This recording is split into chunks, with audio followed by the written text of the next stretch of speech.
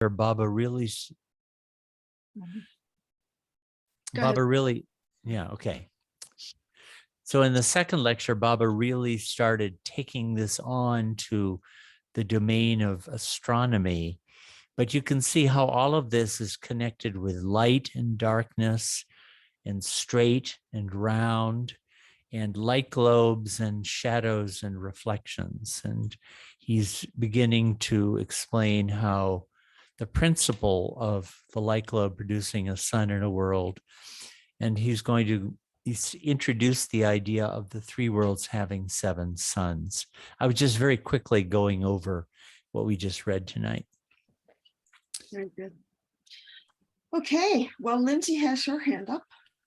Wait a second. Let me allow you guys to unmute. 1 second. I forgot. Okay, go ahead and unmute, Lindsay. I did. Hi. Lindsay. Yeah. I guess I first want to make a comment about the two eyes going through the mind into the creator point and then Brahma behind. That image with the tarikat in between is just so beautiful. And, you know, I'm also thinking of the chapter in God Speaks, the Seven Veils. Yeah. And, you know, just all of that is really very moving. I do have two questions. And the first is, Ward, you said the light globes are not in the gross world. That makes sense to me. But do you have a sense of where they are in this cosmology, in this physicality, or whatever you want to call it? I know, I've wondered that too, but I really don't.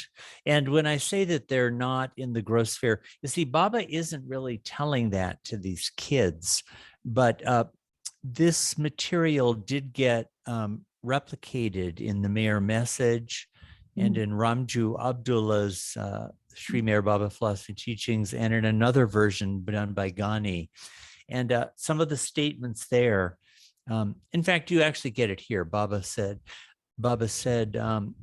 when you enter into the edge of this beginning of the tarikat, this is way back in that lecture where he talked about that, these light globes become visible to you.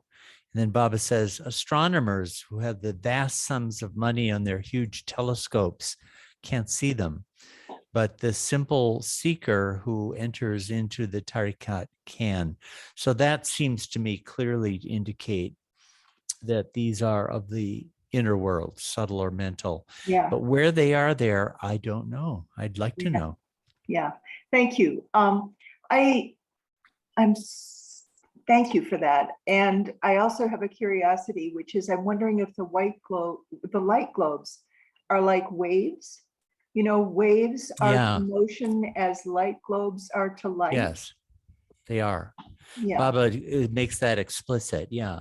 So these systems of metaphors, but you know, systems of metaphors, but they're more real than just metaphors, right? Yes. Because this actually produces the physical sun. Yeah. But that's totally right. The wave is a light globe. Okay, and then my second question is, in the second chapter that we read today, it says there are three worlds in the first world, and then it goes on to discuss the first world, the second world, and the third world, as though they are three planets that can replace each other. So I'm wondering what is he referring to when he says there are three worlds within the first world? He made allusion to this earlier, but he's going to come back to it. This is the octopus. See the octopus here? Yeah. And so if he taught 7 ranges of planets. Yes. And A, B, and C are in the 7th, but they're all 3 parts of a single world, actually. Okay. Okay. Thank you. Yeah, and I just want to note, it's interesting, there must be some sort of a characteristic of, I don't know, worlds casting images into Pokal and then the light coming back. there's a doubling of suns, and each of the doublings results in a smaller set of forms. And Yeah. it's interesting in terms of how the mind works to feel that. So when we get to this, he's going to stay on this topic for a while. So Mhm. this figure upcoming is going to show that. He shows how the light globe, the very process by which it creates 7 suns. And he demonstrated this. This will be in the next session also, by using a lantern and mirrors. And he placed them in front of the boys. I think he had them file up in front so they could see how multiple reflections were being created by a single so the lantern is a figure for the light globe, right? Mhm. And these reflections Okay, would I be see what for the that- suns. Yeah. Thank So we're you. going to get more on this. Okay. Mm. Okay, Jack Burke, you're next.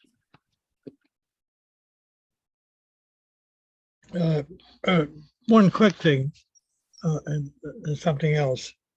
I remember reading or someone talked with someone way back in the 70s where Baba said when someone asked him where their own point was, and his response was on a windowsill in Delhi. I mean, I just thought I'd bring that in as a part of the conversation. But I've heard that kind of thing too. Yeah. good. Yeah, it could be. I mean, I don't know, it could be.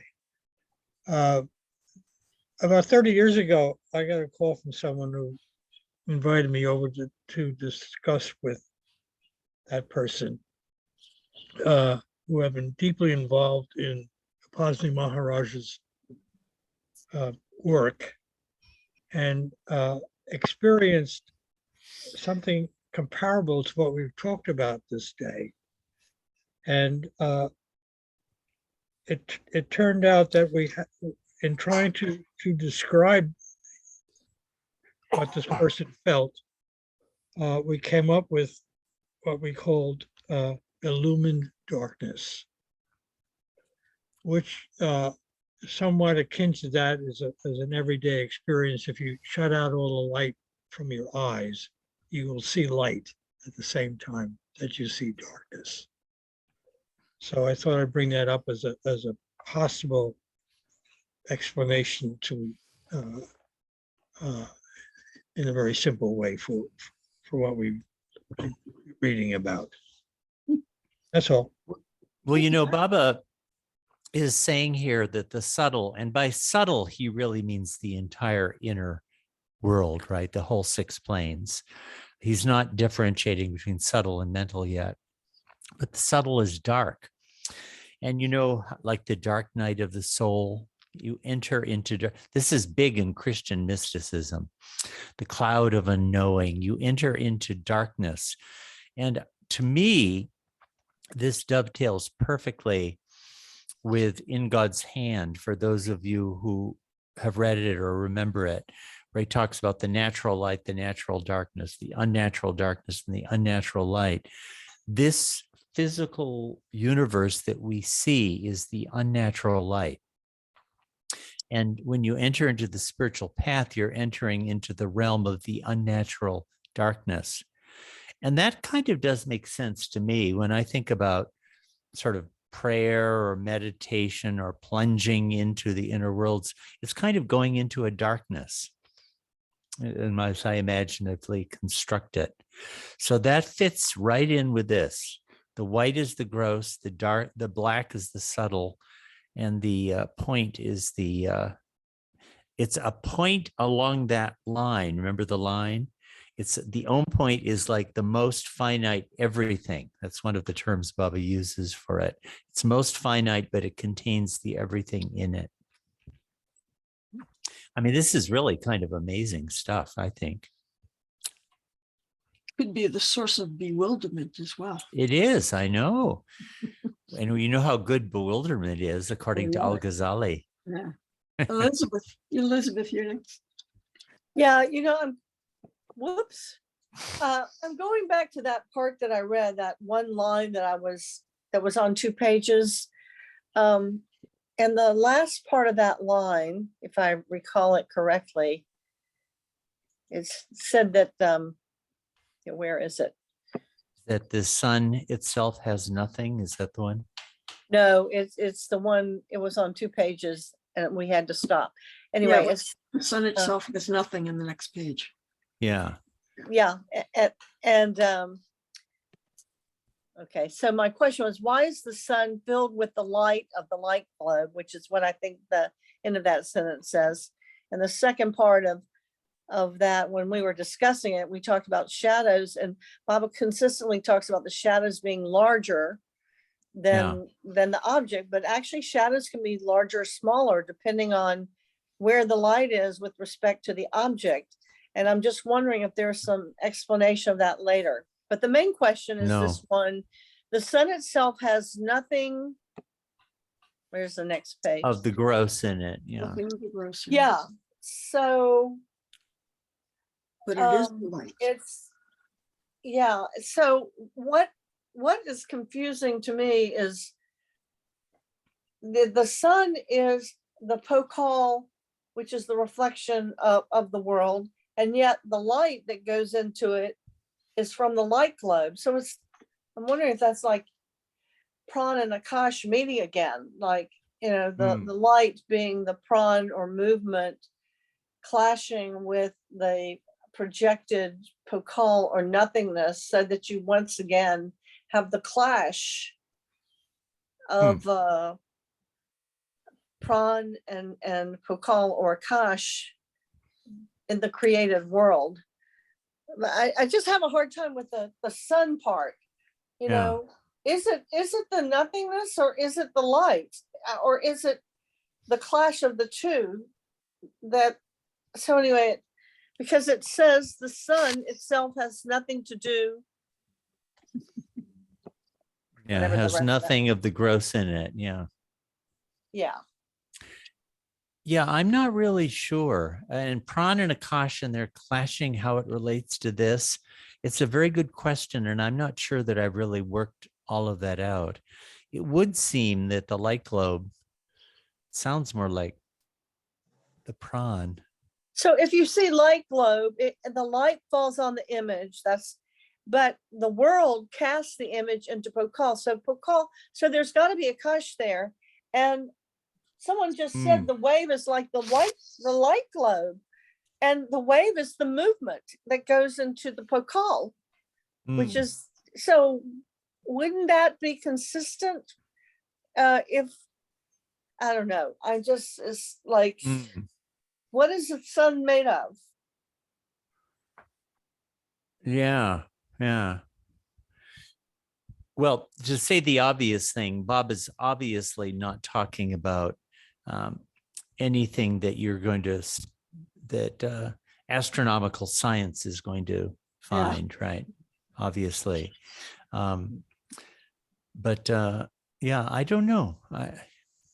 Maybe we'll get to explore that some more, Elizabeth. We can go on exploring this, because we're going to have another two lectures on this subject.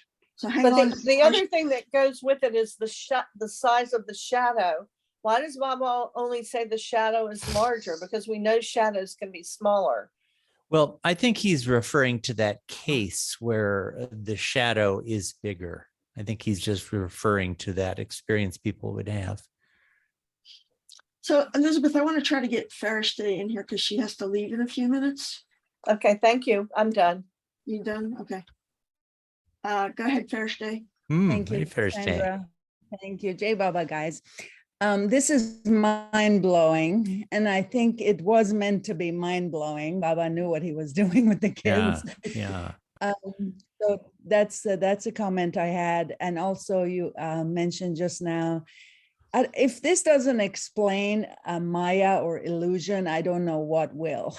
The light globe shining its shadow, throwing its shadow, and that's the world. So right there, the nothingness of our world is proof.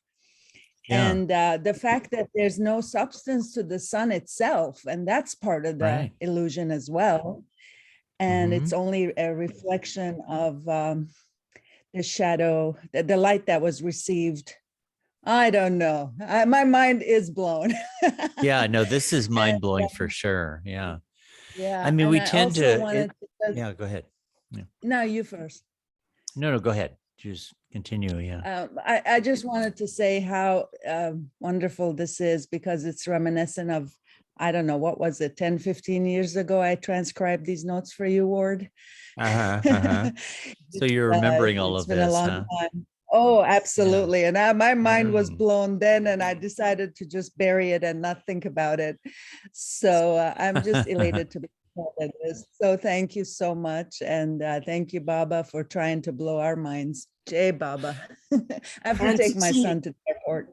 Okay. Jai Baba. Jay Bob. Isn't it interesting? Baba said that scientists will come to know this. I mean, back when he wrote this, I mean, the world of science would have said, "Are you kidding me?"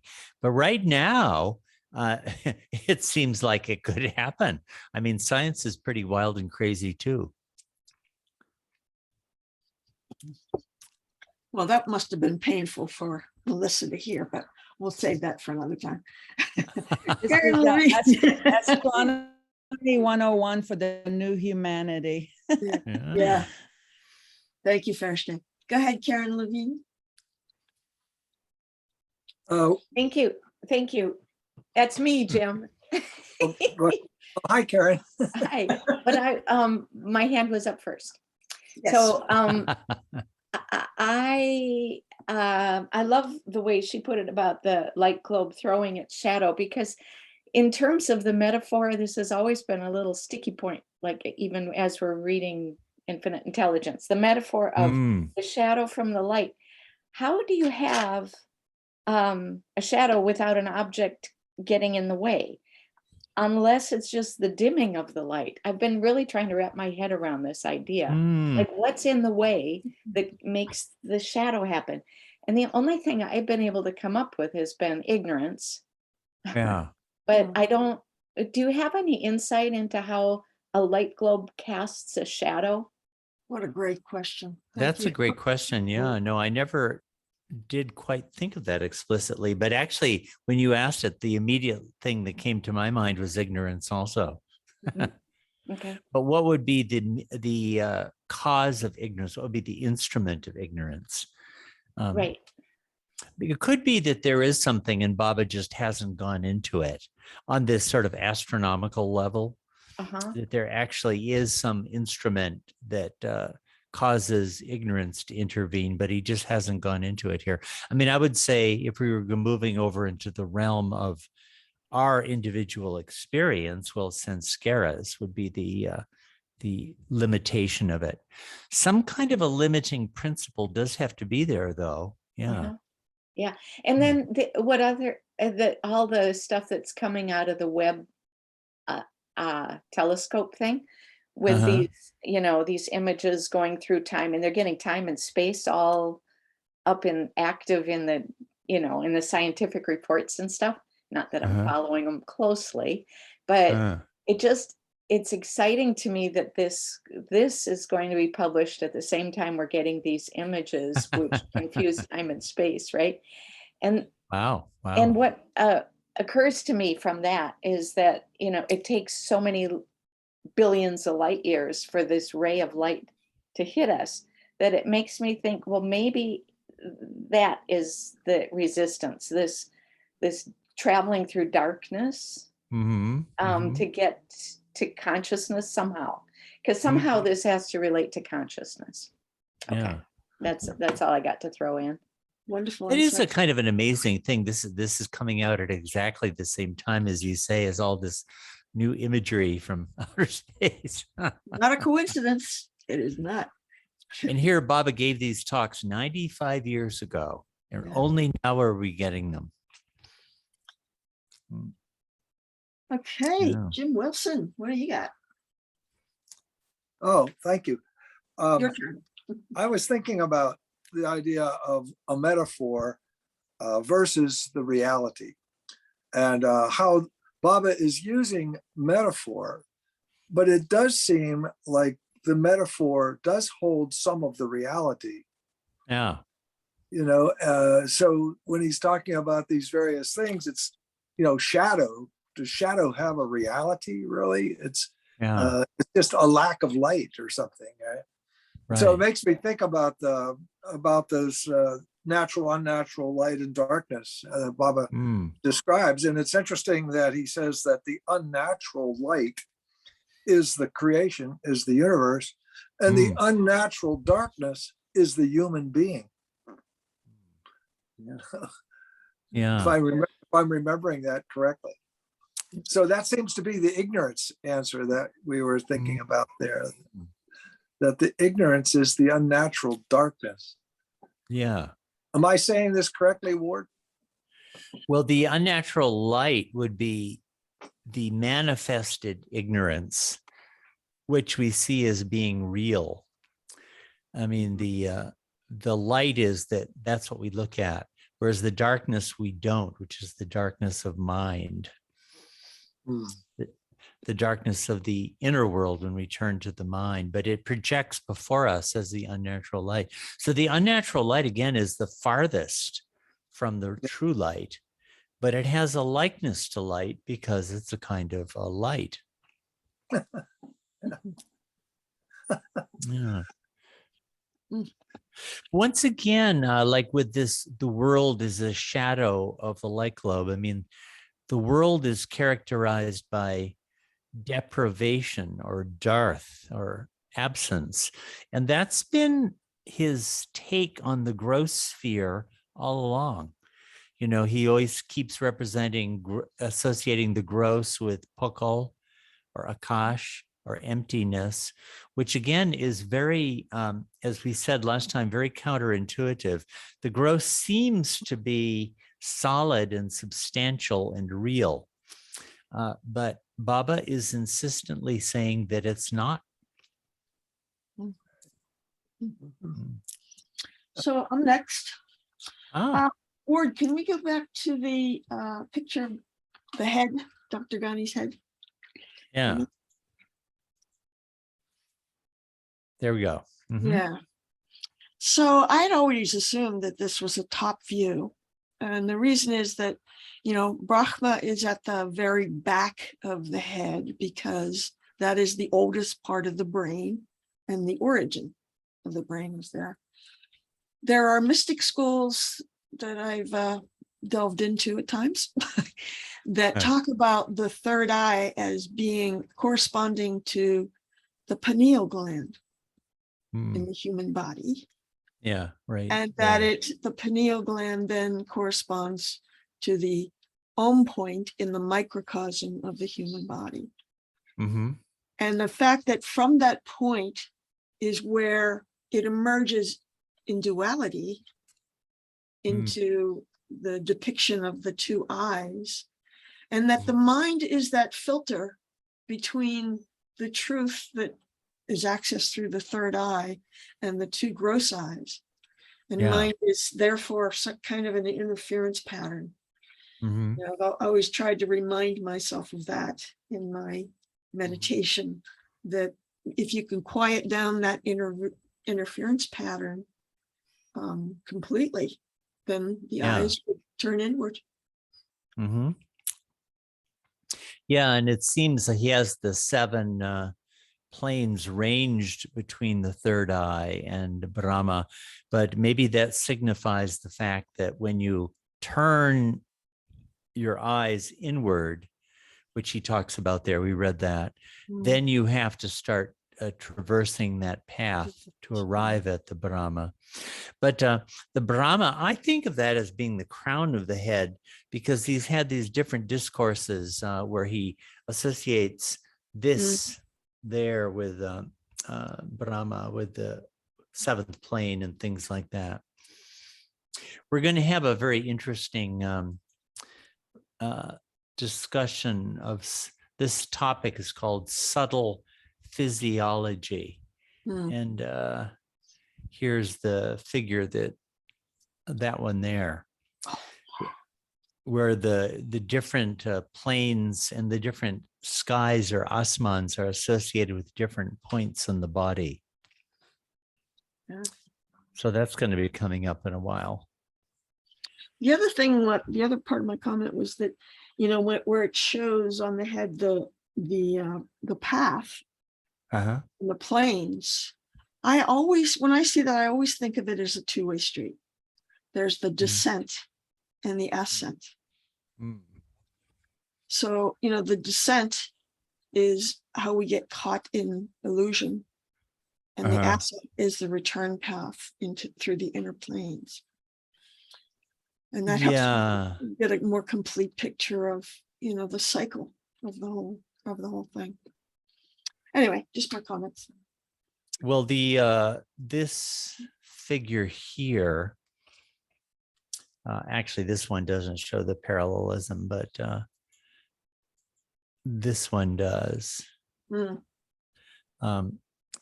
there's a parallel movement.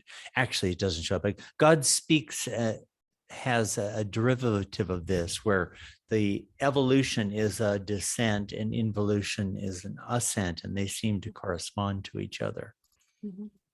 Yeah. Okay, Elizabeth.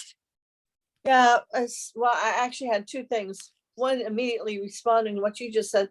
And I was thinking about in God Speaks, actually, it's God's descent to humankind and then his ascent to God consciousness. That's one path. That's the opposite of what you were just talking about. Anyway, that's a different subject. The one I don't understand at all is in this one is how two eyes become one, and that turning. I was wondering if you could re-explain it. Yeah. At the very beginning when we started. Well, it's this section here. This Nirakar God, subtle form, is a man possessed of divya drishti, or divine sight. Meanwhile, creation flows out from that point, stationed at the center. Okay, so it does descend, it emanates from there. Through this point, the gross and the subtle are created. To see God, the Nirakar, Nirakar is formless, the formless transcendent God. These gross eyes must be reversed. That's what you're referring to. But this is impossible. To go to the sun is possible, but this reversing of the gross eyes is not. For even if the gross eyes should turn through we were talking about turning last time, right? Remember that? So here, the eyes have to be turned. Baba's really going to deal with this theme big time. Should turn through some unusual surgical manipulation, the point, or the 2 points of the two eyes, won't do so. And this point is precisely what needs to be changed. To turn the direction of the point. Isn't that interesting? The direction of the point. The mind has first to be reversed. And once this has been done, the mind takes the points in the two gross eyes and turns them inwards, joining them with the point of the third eye.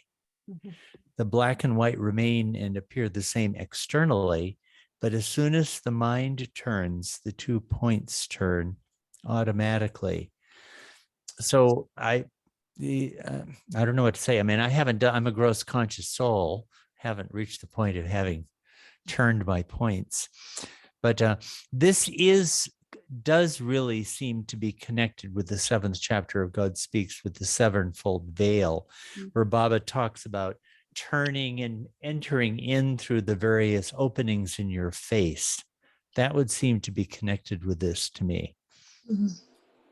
When you examine the scientific way of looking at how human beings see, we actually see things that are reversed and upside down, and then they go back.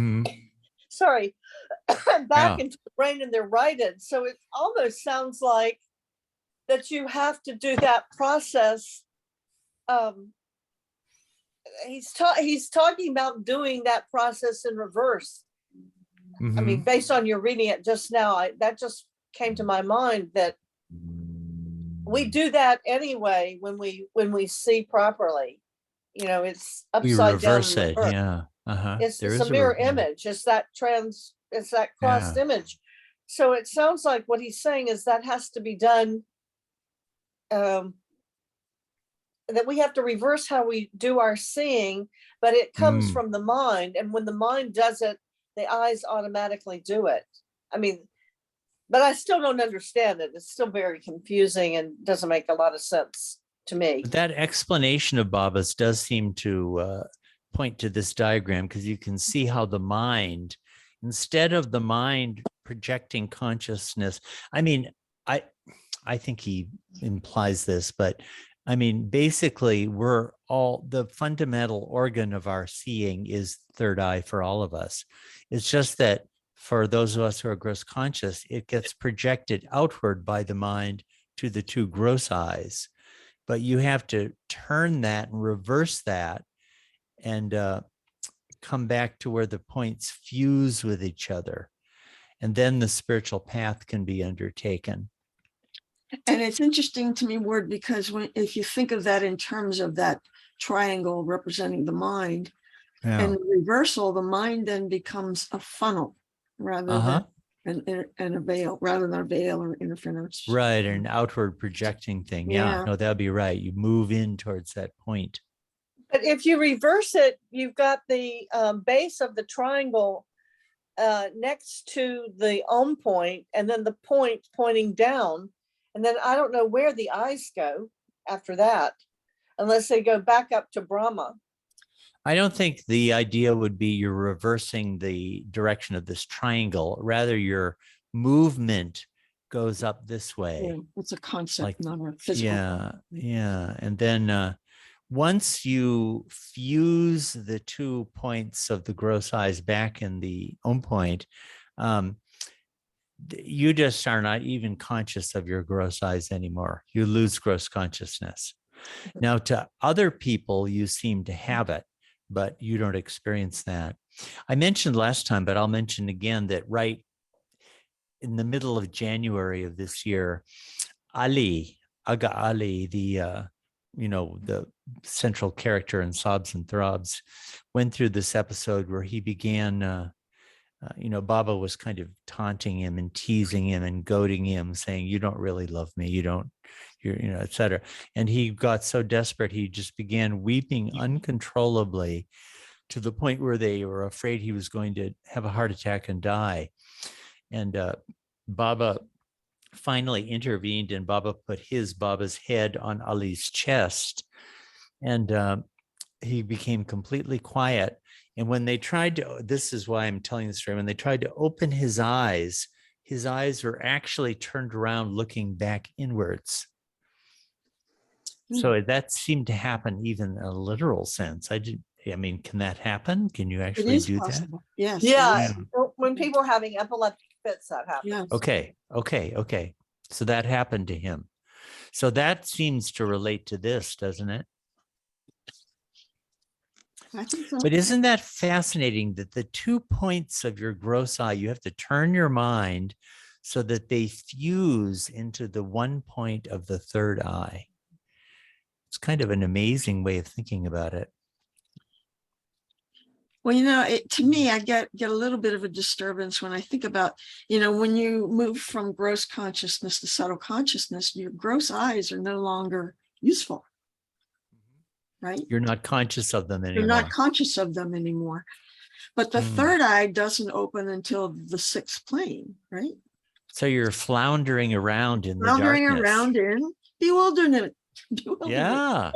And it's all dark there, right? Yeah, it's all dark. Well, maybe it helps to correlate the fact that it's dark, because the outer gross eyes don't show you the unnatural light anymore, but you haven't gotten to where you can see the real light. I wonder if Dr. Henry Kenmore was, what eye he was using, because he could see where people need to be healed. And he used that to heal Baba in many ways, as long as Baba let him. We'll find out one day. Karen. Yeah. But just a note on that, taking Elizabeth for a sec. have you, he had such an energy about him. His cane almost was elevated in the air when you held his cane. Oh my gosh. It was really something. Yeah. But what I wanted to say was, it's the mind that does the turning. And isn't it, very simplistically, if we see Baba, Baba, Baba everywhere, like Mani's little child book, Right. Baba is the song, Baba is the singer. And if we keep interpreting everything that we're perceiving as from Baba, it is Baba. It's a manifestation of Baba. It's our path. It's our opportunity. And just, and we're walking along with Baba. That is the turning the mind, the eyes Right. inward through the Right. mind, right? I mean, That's maybe definitely that's just the a simple point. way to That's do it. definitely the point he keeps harping these boys at, where he's Mhm. trying to create Prem, remember me, think of me, love me. And he says there at the end of that one, that strange one, where I can see very clearly that those of you on the spiritual line, your eyes are red. Had you ever heard that before? He Yeah, said, your eyes are red. he mentions Uh, that in God Speaks. But he says, but you can't see this yourself because you're all absorbed in thinking about Shri all the time. So like Karen, that's what you'd be talking about. You're absorbed in thinking about him. That's the method he's recommending for turning the mind. Yeah, I don't get the love part actually, other than just remembering. That's tangible. I mean, that's something I can grasp, but Right. yeah, I Isn't it funny? can't. He's saying create love, Yeah, I create. know Prem. that's been really interesting to me, that it's like creating it out of Seems nothing. impossible. It seems Yeah. impossible. Yeah. But I don't know, maybe he's trying to sort of get them to agitate themselves, to stir themselves, to make efforts. But it's When you definitely do create. Yeah. when Go you ahead. do art, you're creating something out of nothing. Nothing Yeah. was there, and then you manifest your idea.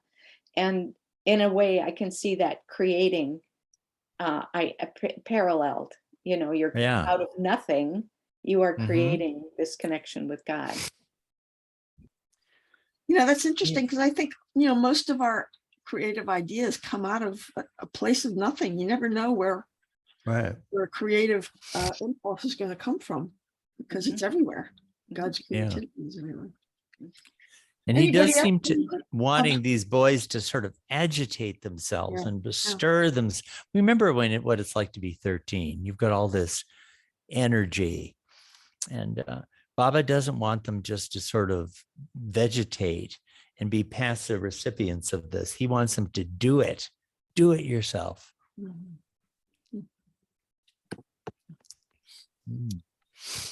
Well, now I'm dipped into wild speculation about the future. It's going to be so different.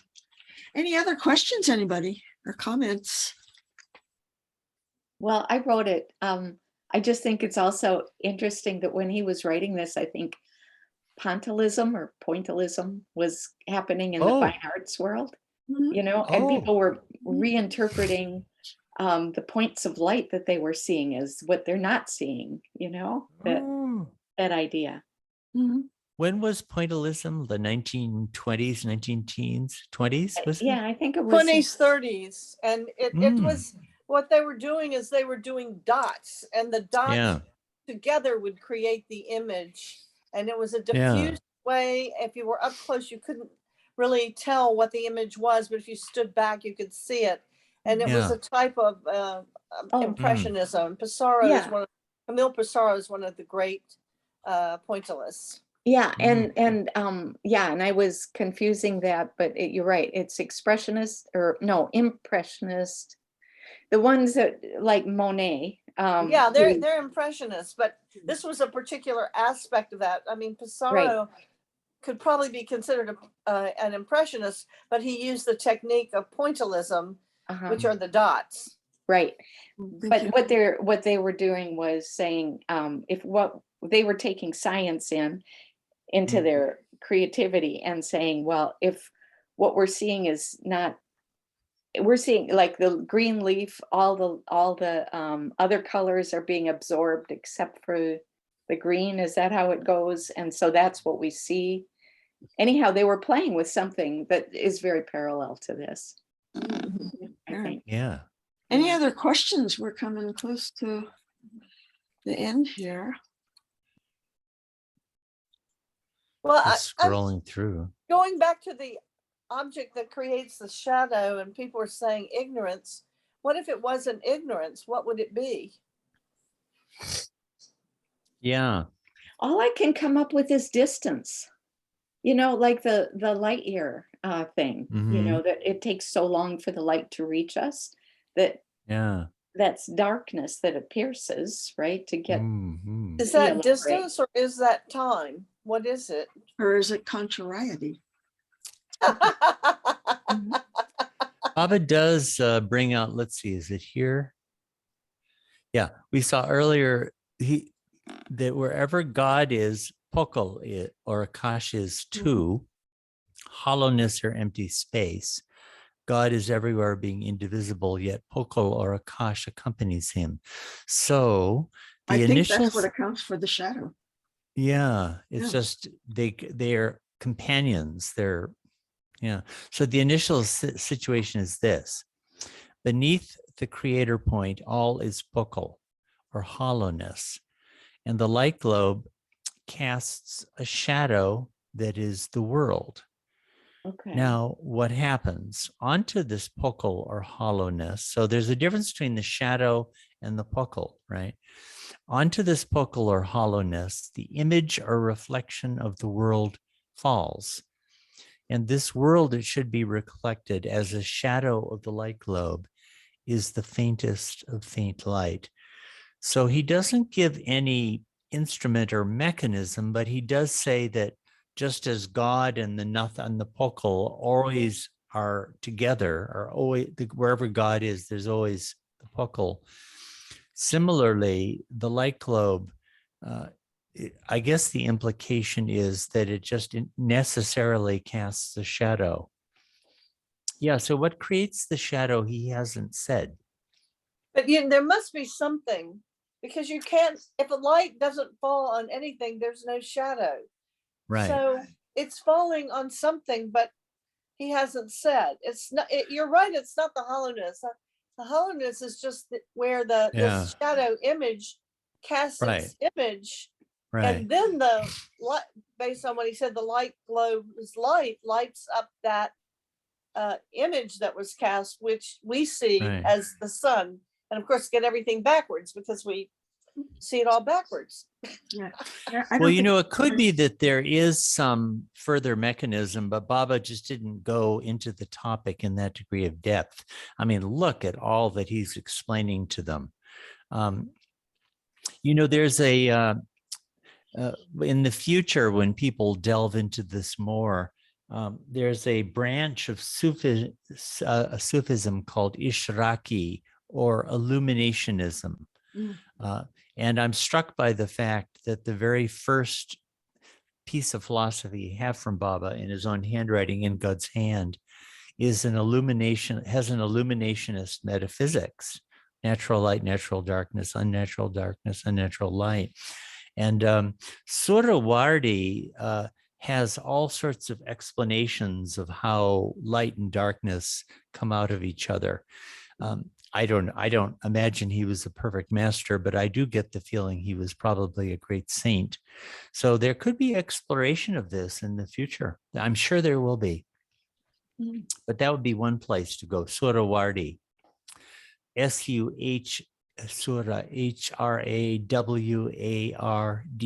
Surawardi. Can you spell that one more time? I'm going to write it down. Surawardi.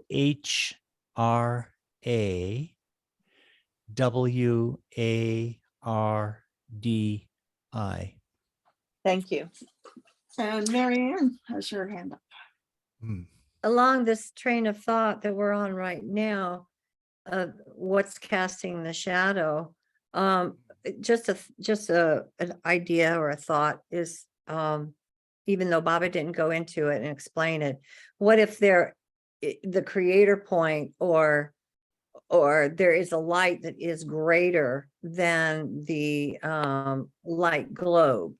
So this greater light, when it hits the light globe, would cast a shadow, the shadow of the light I globe. see.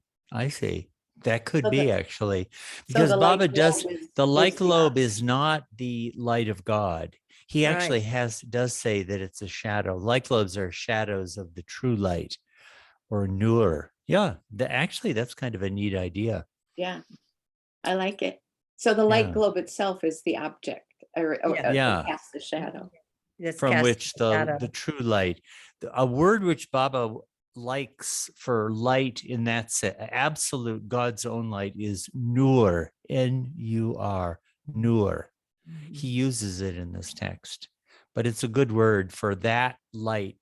See, our English word light is usable in so many different levels and degrees, but nur means that pure light. Yeah, that's a cool idea, actually. Sort of like, is she saying that the light globe is the shadow of the Nur and is itself the object upon which the Nur shines that creates the world that is the shadow? yeah. So So in a shadow- way, if a light globe is correlated to a wave, well, the crest of the wave has the trough, and the trough would be equivalent to the shadow. Maybe that correlation works. But the trough was the Pokal, which is where the sun is, which is the reflected image of the world. So Yeah. that doesn't Okay. quite. No, that's true. That's true. But both the earth and the sun belong generally to the domain of Pokal or darkness. I know, but the Pokal is associated with the sun specifically. I would love to see some kind of correlation someday about consciousness with this. Baba doesn't really talk about that here. The topic of consciousness doesn't really come up, but we're just only starting to open this book, and like in the future, these things could be brought into alignment with infinite intelligence and God speaks. Those are two natural places, talking about consciousness in various ways. That's true. But all of this seems to happen when consciousness awakens and the universe gets projected. So I'm wondering, for those folks who have watched the sessions on the recordings, have any questions come up for you about those that you might want to bring up now? Oh, Cheryl's got her hand up. Go ahead, Cheryl.